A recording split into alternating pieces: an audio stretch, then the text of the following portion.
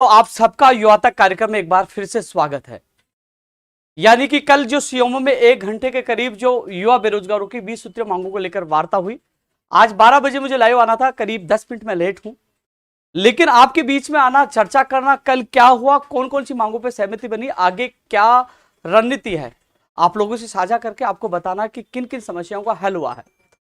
साथियों, आपने देखा होगा 38 दिन का वो सत्याग्रह, वो महात्मा गांधी जी के बाद दूसरी वो सेकंड दांडी यात्रा 150 किलोमीटर जो गुजरात अहमदाबाद में राजस्थान पालनपुर जो बॉर्डर से गुजरात पहुंची, उसके बाद आपने देखा होगा 38 दिन का वो सत्याग्रह, 3 बार जेल में हमारे साथियों को जाना और आखिरकार फिर माननीय मुख्यमंत्री जी से 7 तारीख को देर रात 45 मिनट तक हर प्रतिनिधिमंडल की लगातार वार्ता होना और मुख्यमंत्री जी का आश्वासन विश्वास के बाद राजस्थान में लौटने के बाद कल सीएमओ में तमाम अधिकारी जो मुख्यमंत्री प्रमुख सचिव और ज्वाइंट सेक्रेटरी के साथ मीटिंग होना।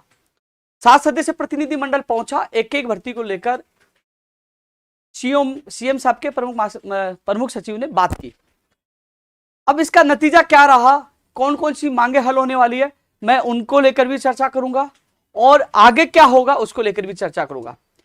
काफी लोग इंतजार कर रहे थे, कल मैं लेट आया, काफी लोगों से मिला तो कल मैं आप लोगों को अपडेट नहीं दे पाया, लेकिन यह निश्चित है कि जो ये ऐतिहासिक एक आंदोलन जो हुआ, जो 38 दिन तक सत्याग्रह जो गुजरात अहमदाबाद में चला, इसका परिणाम सुगत और बेहतरीन युवाओं के लिए होगा। साथियों, जो सबसे बड़ी बात, जो पेपर लीक वाली जो घटनाएं चल रही है, कई चीजें चल रही है, जो एक जागृति स्कूल का नाम सामने आया था, उसकी भी मान्यता बहुत जल्द रद्द होने वाली है, उस पर भी सहमति बनी है। जो 2008 के बाद जो पंचायत राज जैन भर्ती नहीं आई है, उसकी भी समस्या का हल हुआ। तमाम जो बजट घोषणा के जो तमाम तथ्य वहां रखे गए हैं, तो जल्द ही पंचायत राज जैन भर्ती का भी रास्ता खुल जाएगा, यानी कि जो बजट की घोषणा वो भी पूरी होगी। और कनिष्ठ अनुदेशक भर्ती जो 1500 पदों पर पहले बजट में घोषणा की गई थी, इस संबंध में जो फाइल आरपीएस से अटकी पड़ी है, उसमें भी सचिव साहब से वो बात कर रहे हैं और हमारा प्रतिनिधिमंडल भी उनसे मिलना जाएगा। जल्द से जल्द इस रूल संशोधन करवाकर उसकी विज्ञप्ति भी जारी होगी। वही जो अध्यापक भर्ती लेवल 2 में जो पद कम कर दिए गए थे, वो पद भी बढ़ाए जाएंगे। अब पद कैसे बढ़ाए जाएंगे, इस पर चर्चा हुई कि कोई मामला डीपीसी को लेकर, प्रमोशन को लेकर मामला न्यायालय में है, उसमें वो करीब 4500 पोस्ट तो वो बताई जा रहे हैं। तो 4500 पोस्ट वो कोशिश कर रहे हैं कि उसको सुलझाकर 4500 पोस्ट तो वो जोड़ी जाए, और भी वो परीक्षण समीक्षा करवा रहे हैं। तो लेवल 2 के अभ्यर्थियों के लिए अच्छी खबर है, जो हमने संघर्ष किया, प्रयास किया, जो पद 6000 कम करने से आप लोगों में हताशा और निराशा थी, तो ऐसे में वो पद अब ये फिक्स नहीं है, 4.5 भी हो सकते हैं, 5 भी हो सकते हैं, 6 भी, 7 भी, यानी कि पदों की संख्या बढ़ाई जाएगी। यानी कि हमारा एक और लाजवाब संघर्ष कामयाब होता नजर आ रहा है, जिसपे सहमति कल बनी है। इसके अलावा विशेष शिक्षकों के 4500 पदों पर घोषणा की गई थी, एक बात चली कि पद कम किए जाएंगे। इस संबंध में भी कल सीएमओ के अधिकारियों ने नकार दिया, कहा कि पदों की संख्या कम नहीं की जाएगी। यह इतिहास में पहली बार 4500 पदों पर विशेष शिक्षकों के पद आ रहे हैं, उनको भी शुभकामनाएं। कल शिक्षा मंत्री जी को भी इस बात के लिए हमने धन्यवाद ज्ञापित किया था। साथ में ही हमें जो लेवल 1 में जो किस जा रहा, कह रहे हैं पदों की संख्या कम होगी, तो लेवल 1 में पदों की संख्या बिल्कुल भी कम नहीं होगी, विशेष शिक्षकों के भी पद कम नहीं होंगे, और लेवल 2 में जो पद कम किए गए थे उनको वापस बढ़ाया जाएगा। यह सहमति कल की वार्ता में मुख्यमंत्री प्रमुख सचिव से जो हुई, उसमें यह निकल कर आया, जो आप लोगों के सामने रखूं। युवा बेरोजगारों पर जो दर्ज तमाम मुकदमों को भी वापस लिया जाएगा, उसकी डिटेल भी मुझसे मांगी गई है, जो मैंने दे दिया, यानी कि मुकदमे भी वापस होंगे। इसके साथ साथ जो ई मित्र ऑपरेटर है, जिनका मानदेय बाकी है, यानी कि वो मानदेय का आदेश जल्द जारी होगा, वो भी प्रोसेस में, उनको मानदेय भी दिया जाएगा। जो सेक्रेटरी और ग्राम पंचायत जो सरपंच है, उनकी जो मनमानी थी, उनको मनमर्जी से हटा दिया जाता, उस पर भी रोक लगाने के लिए ऐसे नियमों की वो तैयारी कर रहे हैं कि वो भी राहत दी जाएगी। और कई मांगों को लेकर दूसरे दौर में वार्ता होगी। ई मित्र ऑपरेटर के जो सीताराम जी और जो आपके राजाराम जी 2 प्रतिनिधि साथ गए थे, मजबूती से उन्हें बात रखी, और मजबूती जो मैंने आप लोगों से वादा किया था कि सीएम साहब से वार्ता होगी तो आपको सामने बिठाकर आपकी बातचीत कराऊंगा और आपकी मजबूती से बात रखूंगा। सबसे ज्यादा आप लोगों ने टाइम लिया सीएम साहब के सामने भी, जब 45 मिनट की वार्ता हुई तो आपका प्रतिनिधि सामने बैठकर बराबर बैठकर बात रखी, मैंने बात रखी, और दोबारा सीएम वार्ता में रखी, तीसरी दौर की भी वार्ता होगी। तो ये आंदोलन सफल होता नजर आ रहा है कि आपकी भी कई मांगे पूरी होंगी। साथियों, ओबीसी आरक्षण की विसंगतियों को दूर करने की मांग भी हमें पुरजोर तरीके से रखी है। जो अफवाहें फैला रहे हैं, काफी लोग जो जातियों, जो वर्ग भेद, जो वर्गों को लड़ाने की कोशिश कर रहे हैं, मैं आपको स्थिति स्पष्ट कर दूं कि ओबीसी आरक्षण की विसंगतियां दूर होती है तो किसी भी वर्ग को इसका नुकसान नहीं होगा। यह लड़ाई है 21% में 12.5% एक्स सर्विसमैन ओबीसी के उनका निर्धारित करना। ये किसी भी कैटेगरी से नुकसान नहीं होगा, लेकिन राजनेता आपस में जातियों को लड़ाने की कोशिश करे तो तमाम युवाओं से मैं अपील करना चाहूंगा, इन राजनेताओं से बचकर रहे। ये ओबीसी आरक्षण की विसंगतियां दूर होगी तो ओबीसी को, युवाओं को फायदा होगा, और जो अन्य वर्गों को किसी को नुकसान नहीं हो रहा, वो अपनी राजनीति की रोटियां सेकने के लिए युवाओं को उदोलित कर रहे हैं, साथ में उनको भ्रमित करते, ऐसे नेताओं से बचकर रहे। क्योंकि मुझे पता है वो अपनी राजनीति रोटियां सेकने के लिए युवाओं को केवल यूज कर रहे हैं। तो ओबीसी आरक्षण की विसंगतियां दूर हो, जो भ्रांतियां फैलाई गई थी, जो मुख्यमंत्री जी के सामने रखी गई कि इस विसंगतियों को दूर करते हैं तो कहीं ना कहीं ये नुकसान हो जाए, वो चीज भी कल सीएमओ की वार्ता में मैंने स्पष्ट की। मैंने कहा मैं हर वर्ग, चाहे ईडब्ल्यूएस हो, चाहे एसटी एससी हो, चाहे एमबीसी, मैंने हर वर्ग की आवाज उठाई, लेकिन मैं ओबीसी वर्ग से, मैं खुद भी आता हूं, और ओबीसी वर्ग के साथ गलत हुआ तो मेरा कर्तव्य, मेरा धर्म है। जब मैं हर वर्ग की आवाज उठाता हूं, उनके साथ गलत हुआ तो मैंने पूरी चीजें स्पष्ट तौर पर रखी। कई लोग ये सवाल करते हैं कि उपेंद्र यादव कि आप ओबीसी मामले में क्यों नहीं बोल रहा, तो मैं उनको बता दूं 5 मई को सबसे पहले जयपुर में आंदोलन की शुरुआत इस मामले को लेकर मैंने की। जब लखनऊ, जो गुजरात में जो दांडी यात्रा निकली, उस समय ओबीसी आरक्षण की विसंगतियों को लेकर एक भी अभ्यर्थी मौजूद नहीं था, लेकिन मुख्यमंत्री जी के सामने मजबूती से मैंने बात रखी। हालांकि मुख्यमंत्री जी ने कहा आने वाली कैबिनेट इस मामले का हल हो जाएगा, लेकिन मंत्रियों के विरोध के चलते वो मामले का हल नहीं हुआ। और अब फिर 20 नवंबर को सरदार शहर चूरू में एक ऐतिहासिक बेरोजगारों की विभिन्न मांगों के लिए रैली है, उसमें भी ओबीसी आरक्षण की तत्काल विसंगतियों को दूर किया जाए और 2018 से 22 तक जितने पदों का नुकसान हुआ उन पदों पर शेडो पोस्ट सर्जित करके ओबीसी के युवाओं को दिया जाए। यह मांग भी मैं मजबूती से रखूंगा। तमाम युवाओं से मैं कहना चाहूंगा, आपकी मांग कोई भी नेता उठाए, किसी पार्टी का नेता उठाए, आपको भाग लेना चाहिए। यानी आपकी विसंगतियां दूर करानी। अभी रीट, सेकंड ग्रेड, कई ऐसी भर्ती परीक्षाएं आ रही है जिसमें बड़ा नुकसान हो सकता है, इसलिए 20 तारीख को भी आप लोग पहुंचे। एक ऐतिहासिक रैली है, इसमें मजबूती से मैं भी आवाज उठाऊं। कोई भी नेता बुलाए, आपको जाना चाहिए, आपके अधिकारों के लिए जाना चाहिए।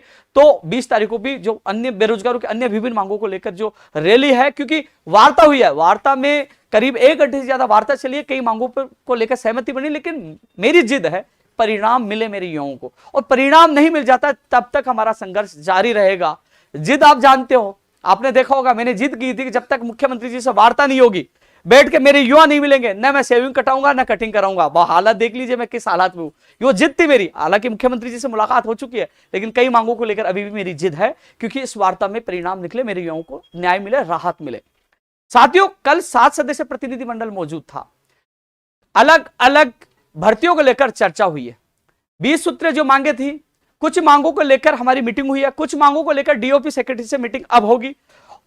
मुख्यमंत्री प्रमुख सचिव कुलदीप राका जी 18 तारीख को चिकित्सा विभाग की तमाम भर्तियों को लेकर मीटिंग लेंगे, चाहे वो रेडियोग्राफर हो, लैब टेक्नीशियन हो, नर्सिंग ऑफिसर हो, एसीजी हो, जो 2020 की रेडियोग्राफर लैब टेक्नीशियन की एक और सूची जारी करने का मामला हो, चाहे प्रयोगशाला सहायक हो, नर्सिंग भर्ती 2018 13 हो, तमाम मांगों को लेकर वो चिकित्सा विभाग के अधिकारियों की मीटिंग लेंगे। उसके बाद अन्य विभागों की मीटिंग लेंगे, फिर हमारे प्रतिनिधिमंडल को, यानी कि मुझे और मेरे साथियों को बुलाया जाएगा। उस मीटिंग में भी कई समस्याओं का हल होगा, कई बेरोजगारों को खुशियां मिलेगी। मैंने आज इस लाइव में मैंने बताया कि अध्यापक भर्ती लेवल 2 में भी पद बढ़ेंगे, एक अच्छी खबर थी। मुकदमे वापस लेंगे, एक अच्छी खबर थी। एक जो सुबह में शिक्षा मंत्री से मिला, शिक्षा मंत्री जो विद्या संबल योजना के लिए शिक्षा मंत्री, जब मैं धन्यवाद देने पूछा था विशेष शिक्षकों की जो घोषणा की हमारी मांग पर, उसके लिए, तो उन्होंने सीधा जाते कहा कि मैंने आपका वीडियो देखा था, आप विद्या संबल योजना के लिए कुछ बोल रहे थे। उन्होंने कहा कि विद्या संबल योजना हम तब तक ही लागू कर रहे हैं क्योंकि जब थर्ड ग्रेड जो 46,000 से ज्यादा पदों पे होने वाली है, सेकंड ग्रेड फर्स्ट ग्रेड होगी, तो हमारे पास ये शिक्षक आ जाएंगे। जब तक हम वैकल्पिक जो शिक्षा के लिए हम इन शिक्षकों को लगा रहे हैं, जैसे ही वो आ जाएंगे इनको हटा दिया जाएगा। हम लोग इनको संविदा पे नहीं ले रहे हैं, केवल जब तक कमी है उस कमी को पूरी करने के लिए इन लोगों को हम ले रहे हैं। इसको कैसे हटा दिया भाई? लाइव चल रहा था, मुझे दिखता रहता है।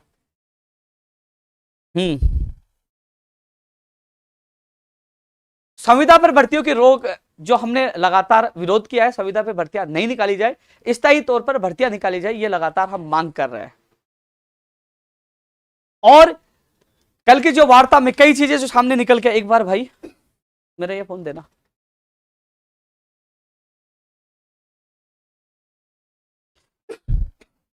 बहुत दिन होगा युवा तक कार्यक्रम आए हुए, आप लोगों से मिले हुए। मैं कुछ चीज आपको बता रहा था।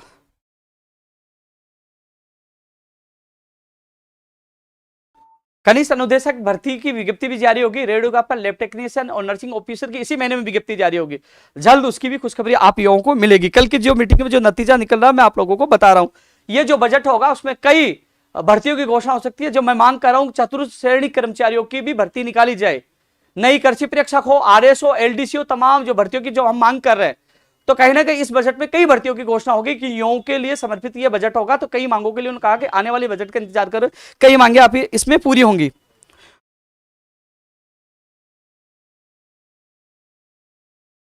इसके अलावा साथियों, जो तमाम जो मांगे हैं, जिन मांगों को लेकर युवाओं के जो लगातार इंतजार है, लगातार संघर्ष कर रहे थे, मैं आपको बता दूं, जो कंप्यूटर अनुदेशक भर्ती में जो पेपर इतना कठिन आया था कि 40% भी लोग नहीं बना पाए, उसमें शिथिलता की जो मांग थी, इसमें एक बार वो अपने अधिकारियों से मीटिंग कर रहे हैं, तो वो अभ्यर्थी जो लगातार मांग कर रहे हैं। दूसरा एक पक्ष है, वो ये कहता है कि हमें नई भर्ती की मांग कर रहे हैं। तो उन लोगों को मैं बता दूं, सूचना सहायक भर्ती की विज्ञप्ति भी हम जल्द जारी करवा रहे हैं। और आपके लिए अच्छी खबर यह है कि हम संस्कृत विभाग में भी कंप्यूटर अनुदेशक भर्ती की विज्ञप्ति जारी करवाने का प्रयास कर रहे हैं, वहां भी आपकी भर्ती आएगी। लेकिन जो ये भर्ती आई, इसमें इतना उन्होंने 11 क्वेश्चन, जिसमें 4 डिलीट कर दिए गए, 7 का आंसर चेंज कर दिया गया। और आपने देखा होगा कि जो नेट और गेट का लेवल का पेपर था, तो गलती किसकी थी? ऐसे में शिथिलता मिलनी चाहिए। मैं पहले भी साथ था, आज भी साथ हूं। कुछ लोग दबाव कर रहे, मैं दबाव में तो किसी के बाप की भी नहीं सुनता। दबाव में मैं जब सरकारों से सीधे टकराता हूं तो डरता किसी भी नहीं, सत्य का साथ देता हूं और देता रहूंगा। लेकिन बात ऐसी है कि इन लोगों ने संघर्ष किया है, पैदल चले, भूखे रहे, तो उनको शिथिलता मिलनी चाहिए। मैं अंतिम शास्त्र के लोगों के लिए लड़ूंगा और सफलता भी मिलेगी, सफलता मिलेगी। और जो नई भर्ती की बात करें तो संस्कृत विभाग में भर्ती निकलवाएंगे, ये हम लोग पूरा प्रयास कर रहे हैं। और मैं जो जिम्मेदारी लेता हूं उस पर परिपूर्ण मैं खरा उतरता हूं। जो पूरा राजस्थान जानता है, तो आपको उस जगह भी खुशखबरी मिलेगी, उसके लिए मैं प्रयास कर रहा हूं। सूचना सहायक के लिए भी हम प्रयास करें। अभी तो वो विभाग से वहां नहीं पूछी, जो पदों का वर्गीकरण मांगा गया था, जो उसने कुछ जानकारियां मांगी थी, उसकी जानकारी बोर्ड में नहीं पूछी, जिसकी वजह से सूचना सहायक की विज्ञप्ति जारी नहीं हो पाई। जैसे विभाग से पूछेगी उसके बाद उसकी विज्ञप्ति जारी हो जाएगी। विभाग में जल्दी ही मैं संपर्क करूंगा। पंचायत राज जैन भर्ती की जो पप्पूराम कुछ मौजूद था, मजबूती से मैंने बात रखी। 2,19,00,000 रुपए लिए गए आवेदन में।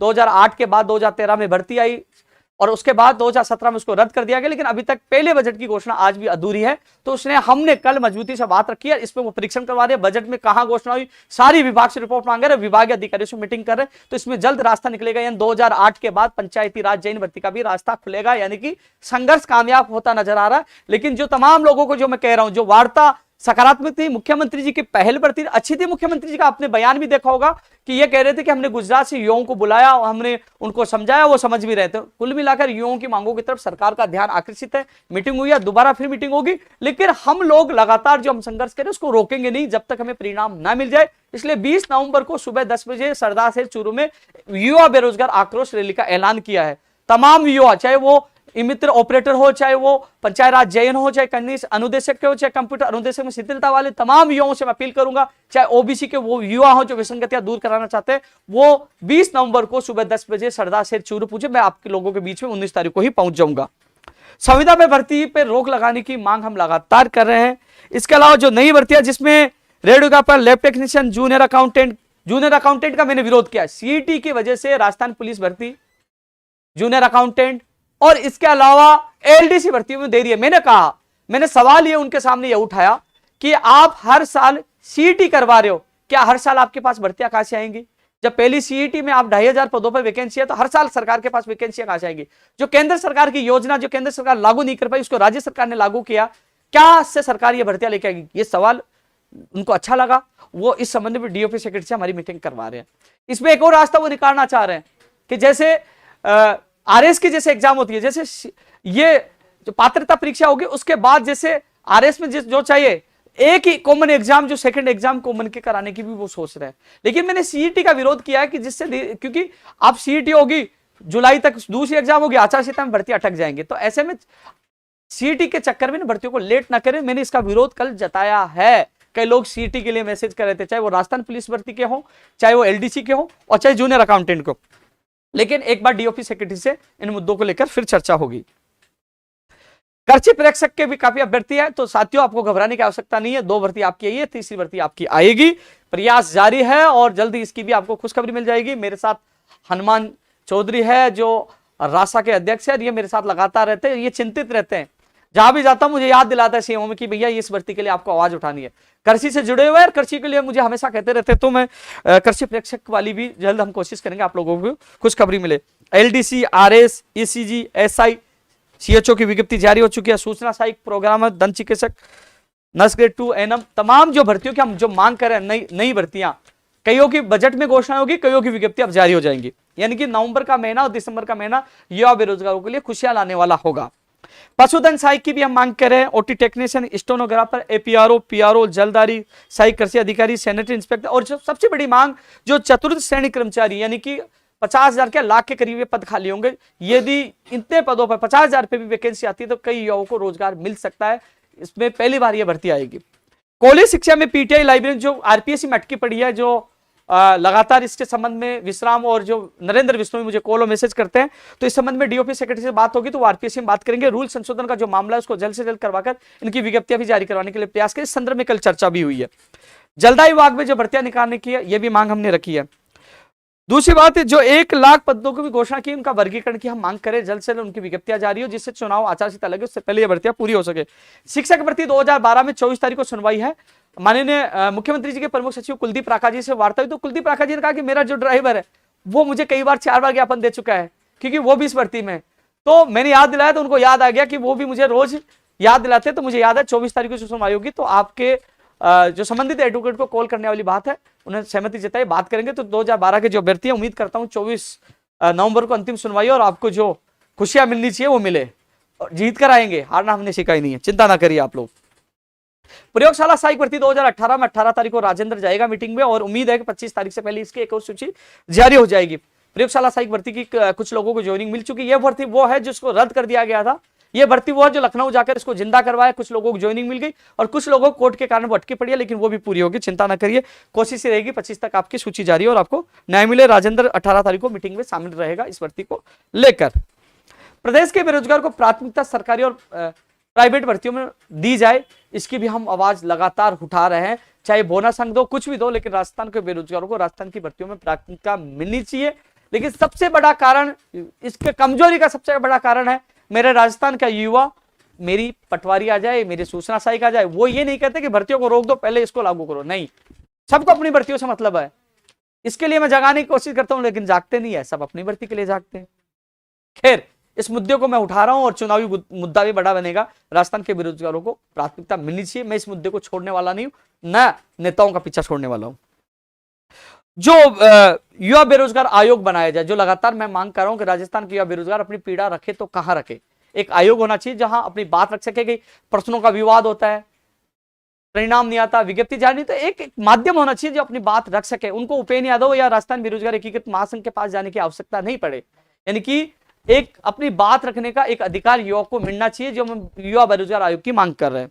बेरोजगारी भत्ते में अनिवार्य की जो इंटर्नशिप है उसको भी रद्द करने की हम मांग कर रहे हैं, क्योंकि बिना शर्त देने की घोषणा जो घोषणा पत्र में की गई थी, चुनावी घोषणा पत्र में।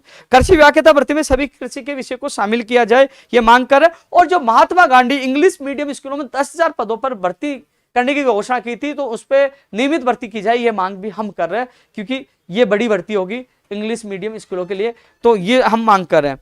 फर्जी डिग्री, डिप्लोमा, खेल प्रमाण पत्र, दिव्यांग सर्टिफिकेट के लिए भी कानून बनाया जाए, यह मांग पहले से हम लगातार करते हैं और अभी भी कर रहे हैं। 21 फरवरी 2021 को समझौते की मांगे हैं वो भी पूरी की जाए, लखनऊ समझौते की मांगे पूरी की जाए, और ओबीसी आरक्षण वाला जो मैं बोल चुका हूं, मुकदमे जो बेरोजगार दर्ज है वो वापस ली जाए। नर्सिंग भर्ती 2013 और नर्सिंग भर्ती 2018 की मैंने मांग रखी है, जो चिकित्सा विभाग की भर्तियों में उसको लेकर चर्चा होगी। साथियों, 20 नवंबर को सरदार शहर, कई लोगों का सवाल होगा कि जब वार्ता सकारात्मक हो गई तो आप लोग फिर से रैली क्यों कर रहे हो। ये रैली है अपने आप को जिंदा रखने के लिए कि हाँ, युवा जिंदा है, आक्रोश है और उनमें जुनून है। यदि इस वार्ता का परिणाम नहीं निकलता, हालांकि सकारात्मक हुई, लेकिन हमें परिणाम चाहिए। जो चीजें उन्होंने वादे किए वो हमें आदेश चाहिए, और जब तक आदेश जारी नहीं हो जाते हैं, जब तक युवाओं को परिणाम नहीं मिल जाता, हमारा संघर्ष जारी रहेगा। हाँ, ये जरूर संघर्ष का जो रणनीति है, हम शांतिपूर्वक हम लोग हमारी आवाज बुलंद करेंगे, मुख्यमंत्री जी से गुहार करेंगे, पुकार करेंगे, आपने बुलाया था, आप हमारी मांगों को पूरा करिए। और लगातार मैं मुख्यमंत्री जी का बयान देख रहा हूं, मुख्यमंत्री जी कह रहे हैं कि इस बार युवाओं के लिए बजट होगा। मुख्यमंत्री जी कह रहे हैं कि हम युवाओं के लिए बहुत कुछ किया।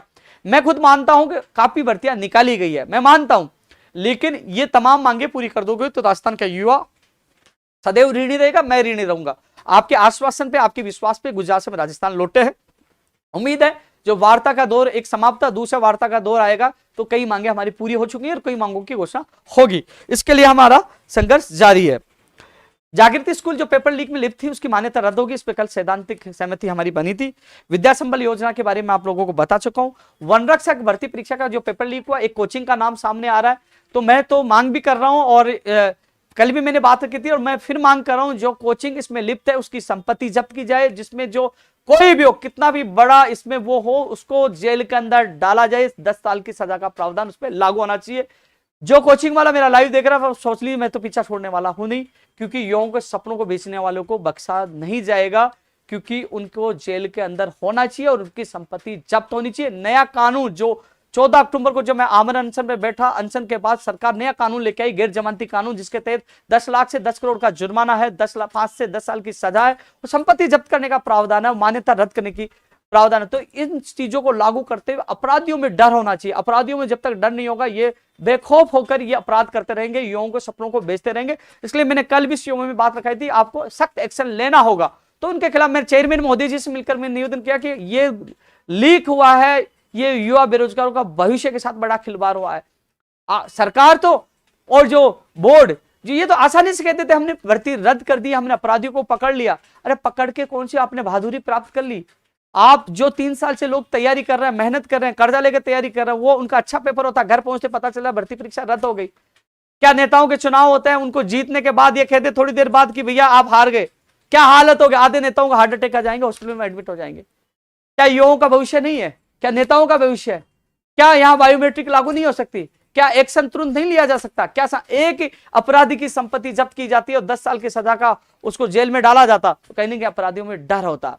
मेरा मानना है कि इसमें नेताओं का, इनको गिरोह को एक तरह से सपोर्ट किया जा रहा है, यानी कि नेता और पेपर माफियों का एक गठजोड़ है, वो राजस्थान में खत्म होना चाहिए। और जब तक ये गठजोड़ खत्म नहीं हो जाएगा, मैं पीछा छोड़ने वाला नहीं हूं, पीछे लगा हूं तो ये गठजोड़ खत्म भी होगा, क्योंकि 2023 दूर नहीं है। मैंने एक नारा दिया है, 2023 न जाति और धर्म के नाम पे चुनाव होंगे, 2023 में चुनाव होंगे नौकरी और रोजगार के नाम पे। मैं तमाम युवाओं से यही अपील करना चाहूंगा, युवा साथी नेताओं को पहचानिए, देखिए, जानिए। आप बताइए 38 दिन तक जब आंदोलन हुआ, सड़कों पे पड़े, हमने काली दिवाली अहमदाबाद गुजरात में मनाई, एक भी एमएलए, हमारे बलजीत यादव जी बेरोड के, ये कहते थे कि मैं युवाओं के लिए आवाज उठाता हूं, लेकिन हेलीकॉप्टर उड़ा रहे हैं वो, लेकिन उन्होंने एक दिन भी ट्वीट क्यों नहीं किया?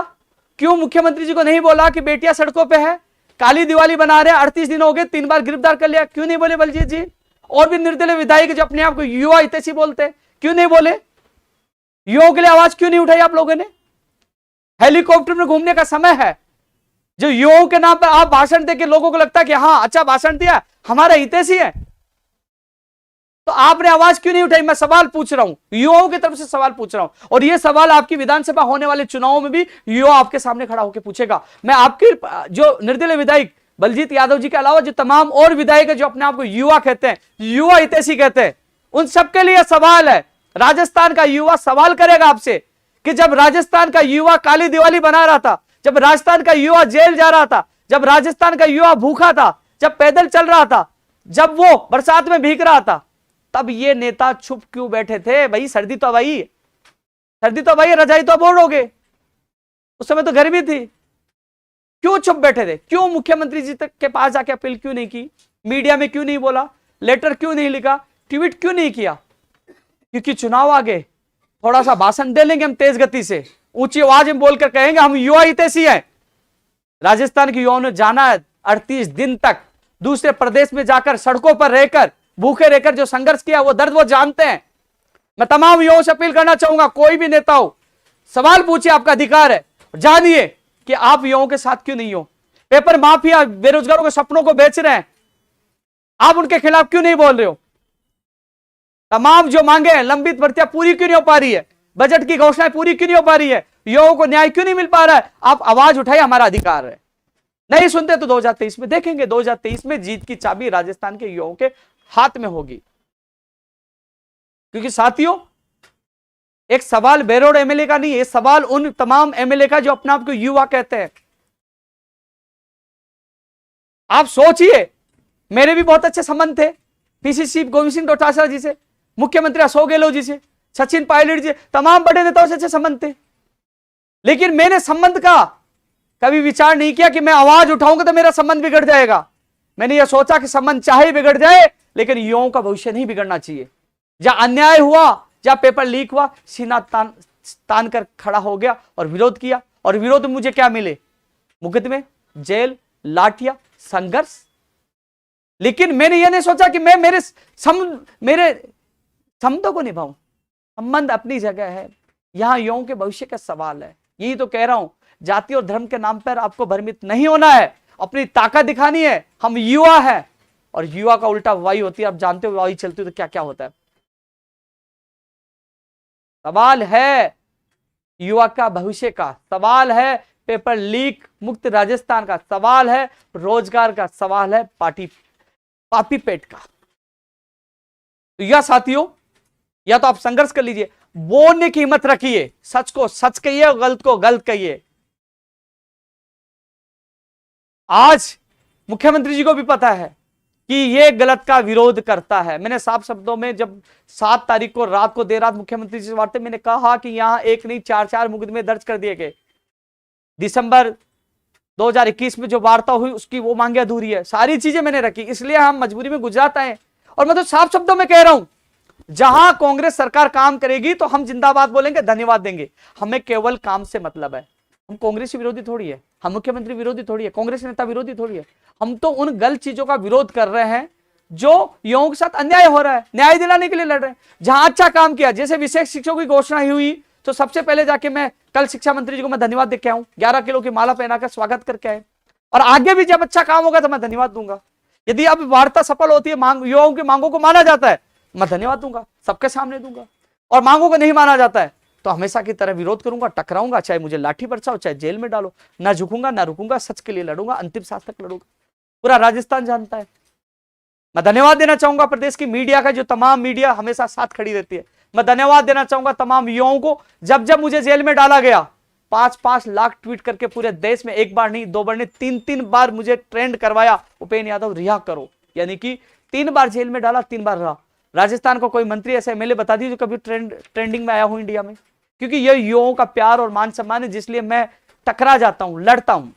लेकिन कल की जो मीटिंग हुई, मुख्यमंत्री, प्रमुख सचिव और ज्वाइंट सेक्रेटरी ने अच्छा समय दिया, बात की, सुनी, और हर व्यक्ति जो प्रतिनिधिमंडल में शामिल थे उनको संतुष्ट करने की कोशिश की और रास्ता निकालने की कोशिश की। मुझे कल लगा कि सरकार गंभीर है, कहीं ना कहीं आने वाले समय में बहुत सी भर्तियों का रास्ता निकालकर युवाओं को खुशियां देगी। इसीलिए हमने केवल रैली निकालने का निर्णय लिया है, शांतिपूर्वक। और उम्मीद है कि जिस प्रकार मुख्यमंत्री जी लगातार बोल रहे हैं, मीटिंग का दौर दूसरा शुरू होगा तो कई मांगों की समस्याओं का हल होगा। क्योंकि कुछ लोग मुख्यमंत्री जी को गुमराह करते हैं, गलत बातें पूछाते हैं, जबकि हम स्पष्ट शब्दों में कह रहे हैं हम विरोधी नहीं है, हमारा काम होगा तो हम धन्यवाद देंगे, और दिए अभी, पहले भी, आगे भी देंगे। केवल हमारी मांगों से मतलब है। काफी कमेंट पीछे आ रहे हैं, बहुत तेज चल रहा है, मैं देख के कोशिश करूंगा बोलने की। बहुत तेज चल रहा है यार ये तो। हाँ, वीडियो रिजल्ट तुम मुझे बता देना भाई हनुमान। ग्राम विकास अधिकारी भर्ती का रिजल्ट, मेरी बात हुई है चेयरमैन साहब से, मैं मिला हूं, बात हुई है। उन्होंने ये कहा है कि कोशिश रहेगी, ज्यादा नहीं, शुक्रवार तक कोशिश रहेगी। यदि काम हो गया तो शुक्रवार को जारी हो जाएगा, नहीं तो गुरुवार शुक्रवार तक हम जारी कर देंगे। यानी कि आने वाले वीक में आपका 100% परिणाम जारी हो जाएगा। वो इंतजार, कोशिश करेंगे इस शुक्रवार तक, यानी 18 तक। नहीं होता है तो फिर अगले वीक में ही होगा। उन्होंने कहा अगले वीक में 100% जारी हो जाएगा। उसके बाद कंप्यूटर अनुदेशक भर्ती का भी परिणाम जारी होगा। कंप्यूटर अनुदेशक भर्ती में चयनित अभ्यर्थियों को घबराने की आवश्यकता नहीं है। किसी भी प्रकार की आपकी नियुक्ति प्रक्रिया में बाध्यता यानी कि बाधा नहीं आएगी, वो मेरी जिम्मेदारी है चयनित अभ्यर्थियों को ज्वाइनिंग दिलाने की। कुछ भी बाधा नहीं आएगी, घबराने की आवश्यकता नहीं। जो कुछ लोग कह रहे हैं कि शिथिलता वाले मामले के चक्कर में नियुक्ति अटक जाएगी, नहीं, ये मैंने जिम्मेदारी ली है।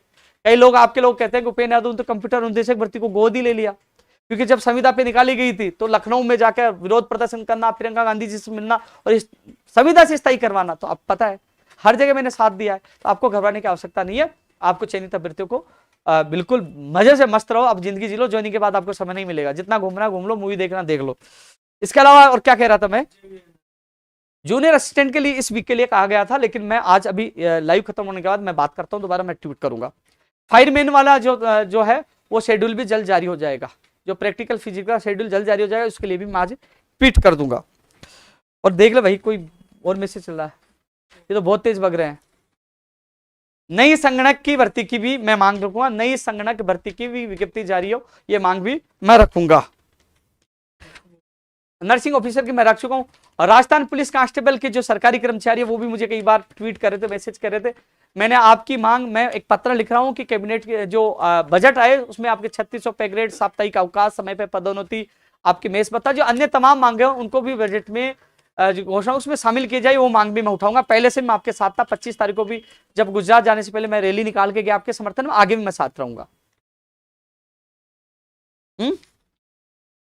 वो जूनियर असिस्टेंट के लिए बोल दिया, मैंने बोल दिया, मैं लाइव के बाद मैं बात करता हूँ, है ना, फिर मैं ट्वीट करता हूँ। ये मित्र ऑपरेटर का बता दिया, आपके दो नेता थे, उनको और पूछ लेना, पूरी जानकारी वो देंगे।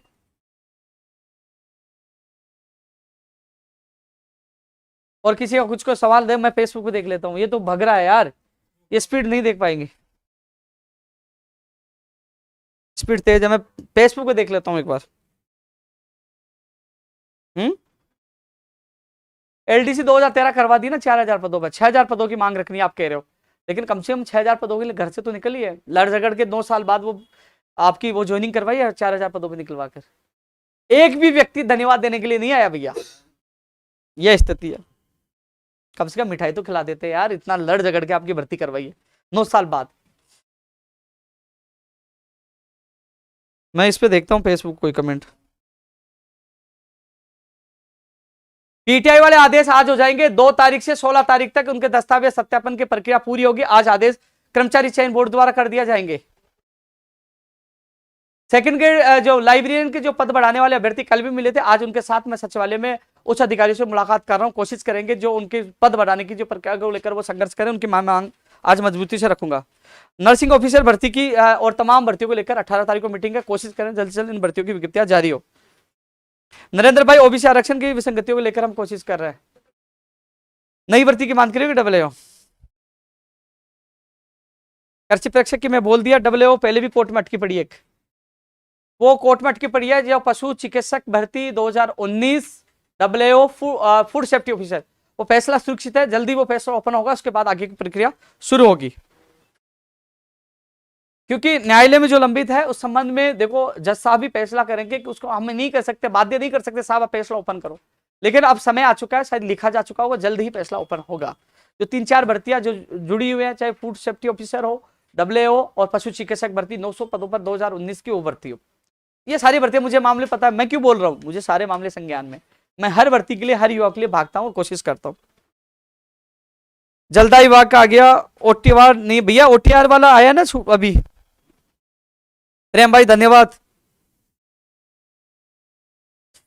पीडी भाई मैंने बोल दिया, कनिष्ठ अनुदेशक वाला जल्द होगा।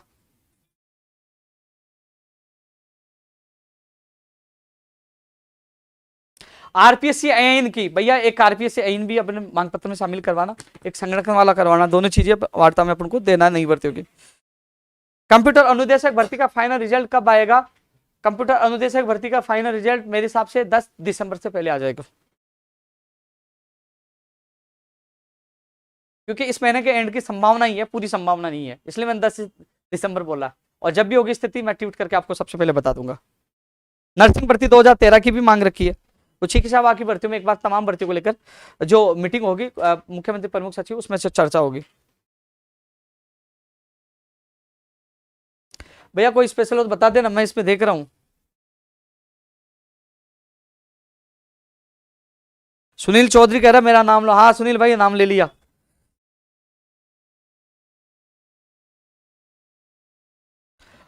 साथियों लाइव बहुत लंबा हो चुका है, मुझे भी अभी मीटिंग में जाना है। मैं आप सबको एक चीज कहना चाहूंगा कि 20 नवंबर को सुबह 10 बजे मैं चूरू सरदार से युवा आक्रोश रैली के लिए आ रहा हूं। तमाम अभ्यर्थी वहां पहुंचे, क्योंकि वहां चुनाव है। रैली के माध्यम से सरकार तक बात पहुंचाने की कोशिश करेंगे, बुलंद करेंगे जो भी मीटिंग हो, जिससे युवाओं का जो रैली आक्रोश सरकार तक पहुंचे, माननीय मुख्यमंत्री जी तक पहुंचे और हमारी मांगे पूरी हो। तो आप सबसे ये कहना चाहूंगा, देखो यूट्यूब पे तो स्थिति है, मैं पढ़ नहीं पा रहा, कोई हो तो बता दो भैया। आरएस वाली भी हम मांग करें, रीट लेवल 2 बहाल के लिए लोग कह रहे हैं, लेकिन साथियों वो मेरे हाथ में बिल्कुल भी नहीं है, न्यायालय में है, वो सुनवाई कब होगी। रीट लेवल 2 में पद बढ़ेंगे, चिंता ना करिए। हाई कोर्ट एलडीसी का भी आ रहा है भैया, उसकी तिथि नहीं हो रही है, इसके लिए भी अपन कोर्ट में एक बार चल के आएंगे। एलएस से टीएसपी का रिजल्ट है, उसके कुछ अभ्यर्थी टीएसपी का है, उनके साथ में आज अधिकारियों से मिलूंगा। मोटर वाहन उपनिरीक्षक वाला जो मामला कल आनंद कुमार जी से और जो आपके संबंधित अधिकारियों से मुलाकात की थी, उन्होंने कहा कि एससीएस के वो फाइल जारी है, उसके बाद आगे की प्रक्रिया शुरू होगी, उसके लिए भी मैं जल्द मिल रहा हूं, चिंता न करिए। आपके साथी मुझसे मिले थे, मैं उनकी भी पूरी मदद करूंगा। हाईकोर्ट ग्रुप डी एग्जाम के लिए भी मैं मिलूंगा। मुझे लगता है कि जो कई मामले आ रहे हैं, मुझे बहुत भागना पड़ेगा, हर जगह अलग अलग जगह जाना पड़ेगा। हाईकोर्ट में भी जाना पड़ेगा, पशुधन सहायक के लिए भी जाना पड़ेगा, मोटर वाहन उपनिरीक्षक के लिए भी जाना पड़ेगा। हाँ, मैं कृषि परीक्षक के लिए बोल चुका हूँ। सीएचए के लोग भी धरना प्रदर्शन कर रहे हैं, तो सीएचए का भी सरकार सीएचए वालों की भी मांगों को जल्द से जल्द सुने, उनका पूरा करें। लंबा संघर्ष उनका हो चुका है। आर्थिक अन्वेषक वाला भी मुझे भेज रहे हैं मैसेज, पंचायत राज जैन का भी वीडियो, एलएसए का भी। मैंने अधिकतर चीजों पर मैं बात रख चुका हूं, और आपने देखा होगा यार, लगातार मैं इतनी बात बिना झिझके इतनी लंबी बात रख रहा हूं। नेता लोग तो 3 बार पानी पी लेते। खैर छोड़िए, मैं आपके साथ पहले भी था, आज भी हूं। मजा जब आया जब गुजरात में मुझे गिरफ्तार किया गया, एक कमरे में बंद था, वो गुजराती में बोल रहे थे, मुझे गुजराती समझ में नहीं आई। बस ये समझ मजा में छो, मैंने कहा मजा में छा, लेकिन ये नहीं समझ आगे कि वो क्या बोल रहे थे। लेकिन खैर, जो दांडी यात्रा का जो अनुभव, जो सड़कों पे सोना, जेल जाना, पैदल चलना, और जो पूरा अनुभव मेरे जीवन का सबसे बड़ा अनुभव है, मैं इस पे किताब भी लिखूंगा कि दांडी यात्रा एक संघर्ष की एक अनोखी कहानी है। महात्मा गांधी जी के पास आधुनिक भारत में ये पहली दांडी यात्रा होगी। महात्मा गांधी जी ने तो निकाली थी, उनकी 150वीं जयंती पर ये युवा बेरोजगारों की मांगों को लेकर 150 किलोमीटर 1100 लोग पैदल चलना, सड़कों पे सोना, पुलिस का सामना करना, बरसात का सामना करना, भूखा रहना, और बहुत बेहतरीन संघर्ष था। इससे बहुत कुछ सीखने को मिला है। एक समय था कि वहां हमें जब मुझे उठा के ले जाती, जैसे फिल्मों में होता है, क्राइम ब्रांच का आना और 20-25 लोग आना, उठा के ले जाना, समझ में नहीं आया। मैंने सोचा एक बार तो भैया अपहरण हो गया, बाद में पता चला वो क्राइम ब्रांच के लोग थे। खैर, सत्य परेशान हो सकता है, पराजित नहीं हो सकता है, यानी कि सत्य में जयते, सत्य की हमेशा जीत होती है। आपके सामने मौजूद हूं, कोई मुकदमा दर्ज नहीं हुआ, मुख्यमंत्री से मुलाकात हुई, बेहतरीन 40 से 45 मिनट हमारी वार्ता हुई। दोबारा सीएमओ में आपने देखा, कल वार्ता हुई, फिर होगी, और कई मांगे पूरी हुई और कई मांगे आने वाले समय में पूरी होगी। मैं लास्ट बार आप सबसे अपील कर रहा हूं कि 20 नवंबर को सुबह 10 बजे सरदार से चूरू में आप लोगों से मुलाकात होगी। युवा बेरोजगार आक्रोश रैली में मुलाकात करेंगे। आप सबको अधिक से अधिक संख्या में पहुंचना। कोई बात रही तो बता देना भैया। मैंने 1 बजे का टाइम सचिवालय में पुस्तकालय अध्यक्ष भर्ती वालों को दे रखा है, वो कल से आए हुए हैं, तो उनके साथ भी मैं अभी जाऊंगा। पशुधन सहायक वाले भी, टीएसपी वाले भी अभ्यर्थी आए हुए हैं। तो साथियों, फिर युवा तक कार्यक्रम में एक और में आपसे मुलाकात होगी। तब तक के लिए जय हिंद, जय भारत।